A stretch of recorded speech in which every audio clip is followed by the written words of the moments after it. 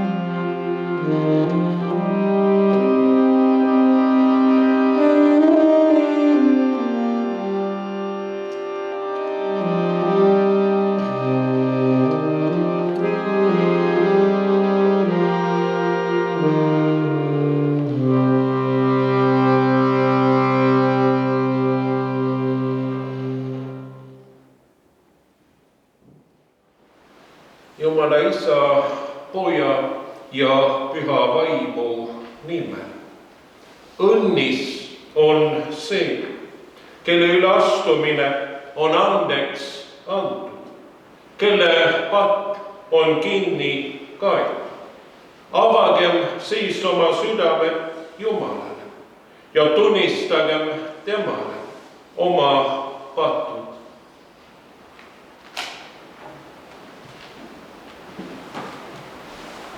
Tunnistan sinu ees, püha Jumal, et olen sageli ja mitmel viisil teinud pattu, mõtte, sõna, teo ja tegemata jätmisega.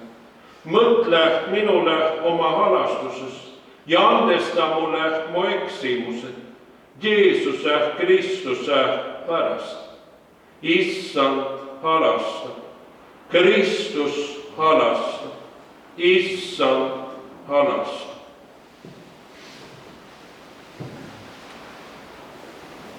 Kõige väeline Jumal on meie Issanda, Jeesuse Kristuse kannatuse, surma ja ülestõusmise pärast meile halastanud.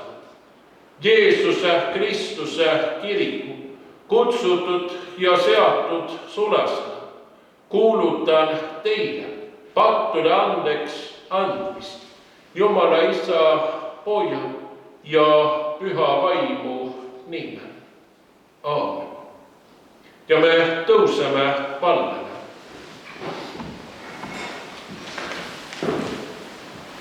Issand, meie päästja ja kuningas, me ootame sinu tulemist ja palume, valgusta ja juhata meid oma püha vaimuga ning aita meil ennast ette valmistada sinu vastuvõtmiseks. Lase selleks oma sõnal juurduda meie südametes ja tee meid oma valguse lasteks. Sinule olgu ülistus ja au nüüd ja igavesti. Aamen. Palun istuge ja saame kuulata Pakri muusikat.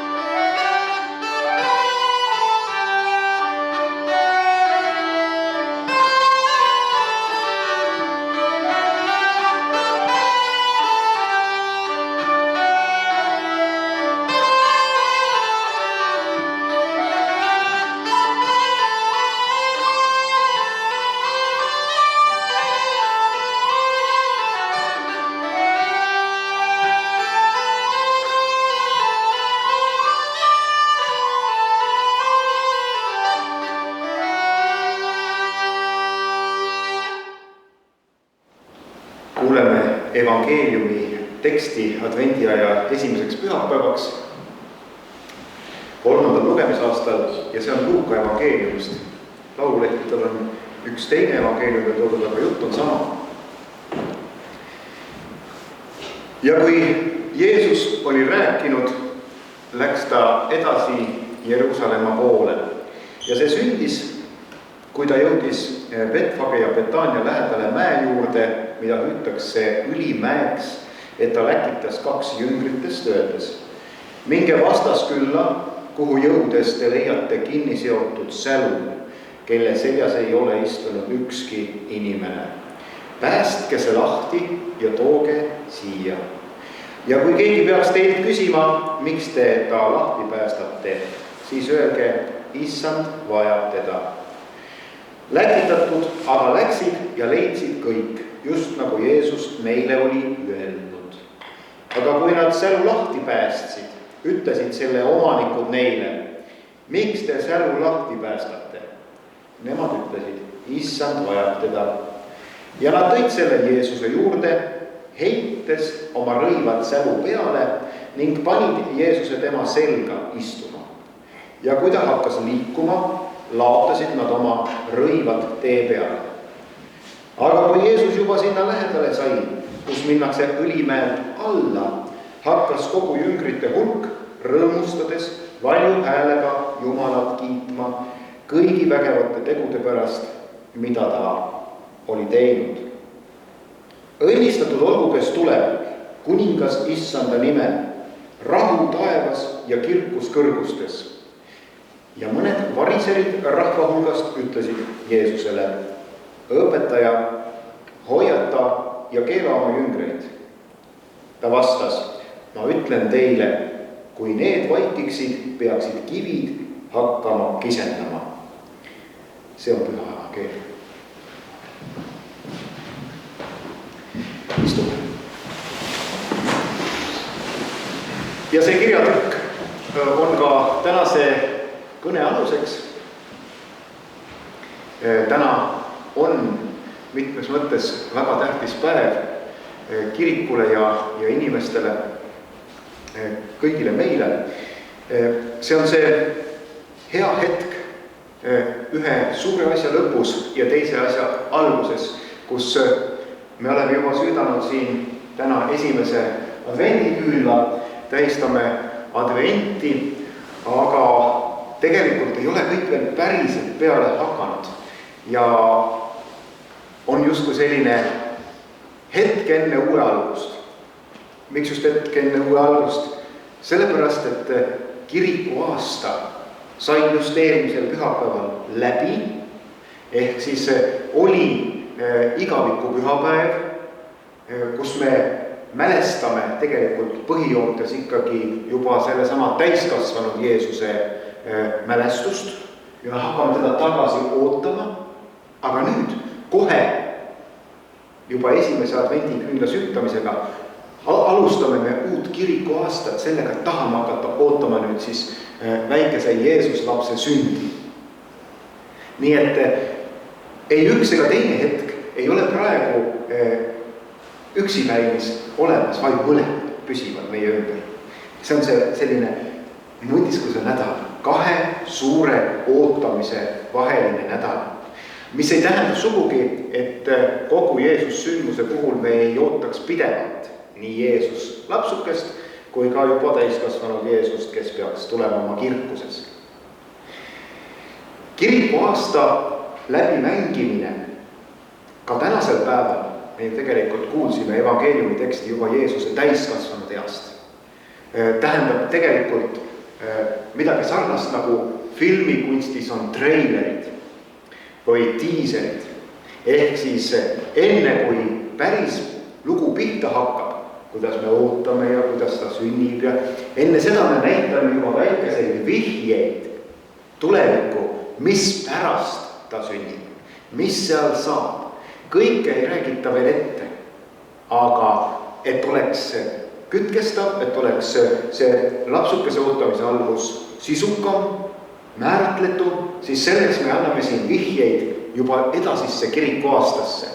Et siin tegelikult lugesime me ju seda kus ta läks vastu Jeruusalemma oma saatusele ja meie õnnele ja õnnistusele, meie igavesele elule.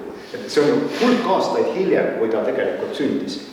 Nii et see tiiser praegu siin, see treiler, see kingib meile praegu niisuguse imelise hetke, kus me saame korraks mõelda läinud kirikuaastale ja vaadata uuele ette. Advent on mitmes mõttes päris uus algus. See on päris uus algus ja võimalus otsast peale alustada selle sama näitemänguga, selle sama looga, selle sama mälestuse jutustamisega, mitu tuhat aastat on seda jutustatud, et iga inimene saaks aasta jooksul uuesti kõik läbi teha. Ja pange tähele, evangeelium avaneb ka läbi Vana Testamenti kuulutuse, avaneb iga aastaga, kui sa sellega tegeled aina uuesti ja sügavamalt sinu jaoks. Pidevalt muutub see ruum, kus sa kirikuaastat läbi mängides oled, kõiki sündmusi läbi käies oled, aina avaramaks. Tähendused saavad suuremaks, põhjapanevamaks, lugu muutub värvilisemaks. Seda on imeline tajuda, aga selleks peab ka ise vähekene vaeva nägema ja seda aastat läbi tegema. See on üks ja seesama lugu iga kord, aga sa ise kasvad, lugu sinu sees kasvab ja selle läbi saad sa seda üha rohkem tundma ja teadma. Nii et siis ka tänase päeva evangeeliumi tekstid liidavad advendi aja ja jõulud tegelikult palmipuude püha ja ülestõusmispühade sündmusega. Me võime isegi öelda nii, et jõulud saavad oma tähenduse vaid koos Kristuse kannatuse, surma ja ülestõusmise meenutamisega. Ehk siis me lihtsalt ei oota mitte lapsukest, vaid ootame seda lapsukest, kes kõik selle, ka mis hiljem tuli, läbi elas ja kaasa tegi meie jaoks. Niisiis võime öelda moodsas keeles, et tõepoolest kirikuaasta on praegu tegemas restarti. Ja ka meie oma enese teoloogiline sisu ja kasvamine teeb samuti seda sama restarti. Jeesus Kristuse pidev tuleb tegelikult on see, millele tahaks veel viidata. Et kirjakohas me ka nägime, kuidas ta tuleb Jeruusalemma, nüüd me süütame ühe küüna, eks ole, ja mõtleme, kuidas ta tuleb meie ellu väikese lapsena. Ta kogu aeg tuleb. Meie oleksime justkui pidevalt, me peaksime olema valmis teda pidevalt vastu võtma, sest ta kogu aeg koputab. Ava mulle, ütleb Jeesus Kristus. Ja mina peaksin siis olema valmis seda ust lahti tegema minema. Nii et ta tuleb, et meid oma alatlikkus aus üha uuesti kõnetada ja kutsuda. Et taaskord muudku meie uksele koputada ja meid jälle vabaks lasta. Ja meile taevast rahu kinkides Jumalaga lepitust tuua. Et tõepoolest see loom, kelle selga ta ronis selles kirjakohas, sälg. See oli olnud nii metsik, et keegi teine ei olnud tema selga veel roninud ja paljud piibliteadlased arvavad, et tegelikult see sälg oleme meie.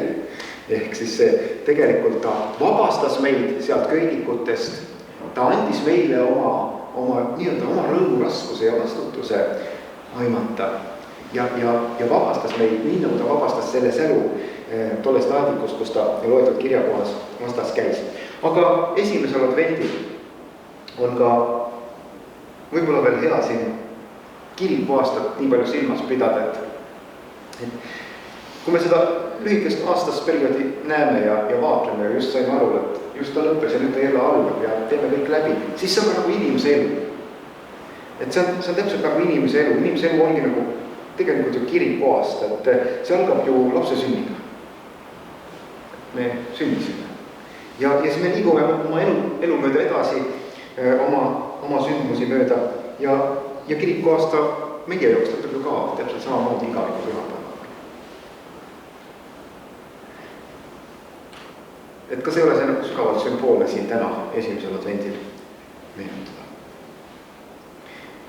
Nõnda tahan ma soovida teile, et iga kord, kui te nüüd järgnevatel pühapäevadel süütate selle järgmise küünla, siis te saaksite meeles pidada kogu Jeesus sündmust. Mitte ainult seda armsat lapsukest, vaid ka juba seda täis inimest, kes meie eest ristil suri. Usun, et siis saaksime sel aastal jälle ühe kihi maha sellest, või võib-olla kihi peale sellele teoloogilisele taipamisele, mida üldse tähendab kirikuaasta ja Jeesus sündmus.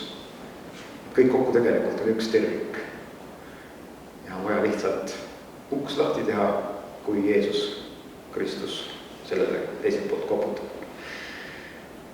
Olge hoitud, ilusat esimest adventi. Aamen.